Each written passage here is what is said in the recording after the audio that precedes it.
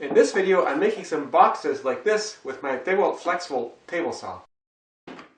And I'll resaw the wood for those out of some solid pieces of birch. To make the resawing a bit easier, I'm cutting the pieces to length first.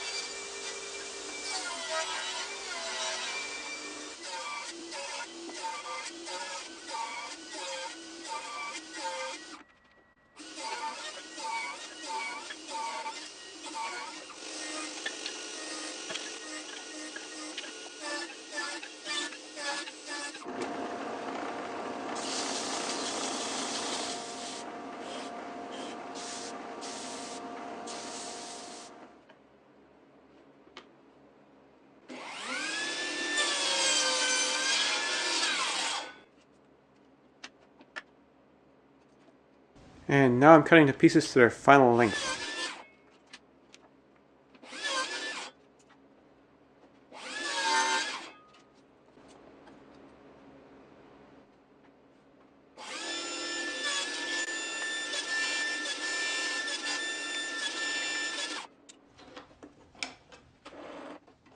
Next I'm going to cut the box joints, and for that it's best to do it without the riving knife. I want to cut 3/16 inch slots, which with this very thin blade will take 3 cuts, and I've worked out what gear positions I need for those, but I want to test that before I cut all my stock.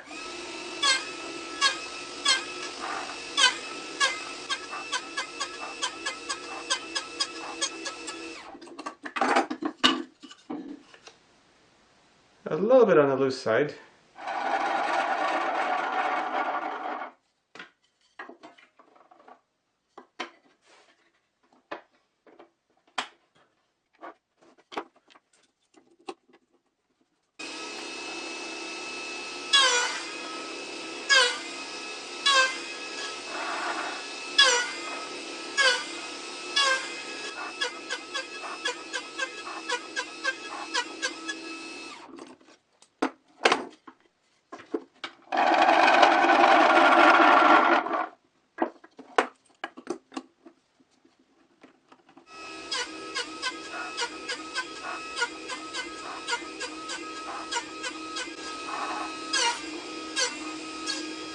I'm just going to mark this side of all the pieces so I know all these go on the bottom. Now, a problem I was running into, this is getting harder and harder to push as I went along. Let's see what's happening here. This might be the problem. What I'm finding is the paint rubs off the top of the saw and then it sticks in these little welts to the bottom of the jig, and it just accumulates more and more paint, and that just causes really high friction. So somehow the paint sticks better to the jig than it does to the top of the saw. I'm going to try rubbing some of this solid bowl finish to the bottom of the jig, which will hopefully lubricate it better and make the paint less likely to stick to it.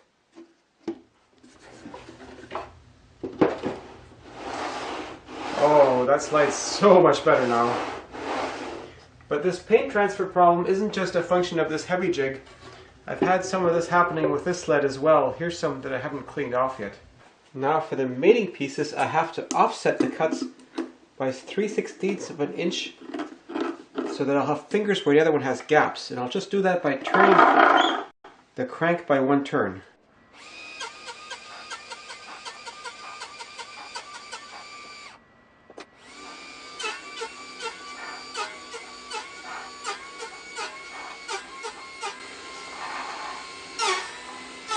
That saw really was starting to slow down. Let's see how much juice is left in that battery.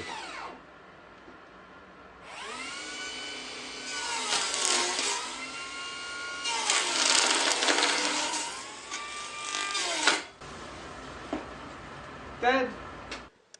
This battery is exhausted, but it was enough for making this table saw sled in a previous video and resawing all these bits out of hardwood and cutting the box joints into the end of them. And let's see. I made this much sawdust. That is one battery charge worth of sawdust.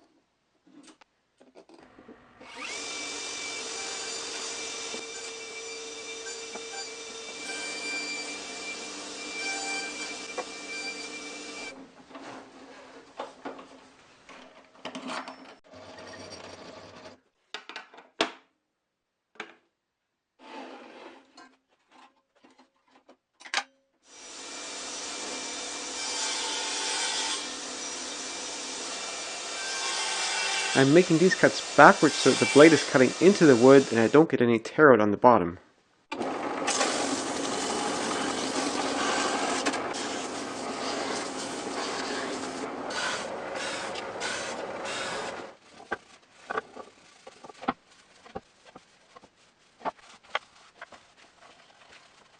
These boxes are perfect for keeping paperwork in that I should deal with one of these days.